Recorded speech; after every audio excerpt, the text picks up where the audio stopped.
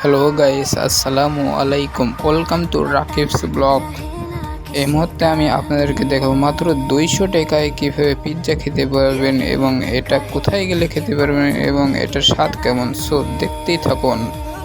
এখানে কিন্তু আপনাদের চোখের সামনে সব কিছু দিয়ে সুন্দরভাবে একটি পিৎজা তৈরি করা হবে এবং এটি আগুনে দিয়ে কাঠের আগুনে সুন্দরভাবে 20 থেকে 25 মিনিটের মধ্যেই কিন্তু একটি সুন্দর পিৎজা হয়ে যাবে।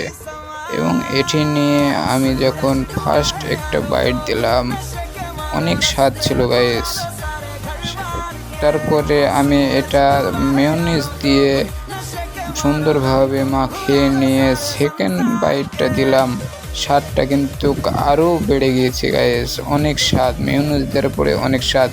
এবং এটার এক্সাক্ট লোকেশান হচ্ছে রাজশাহী মহিলা কলেজের ঠিক অপোজিটেই।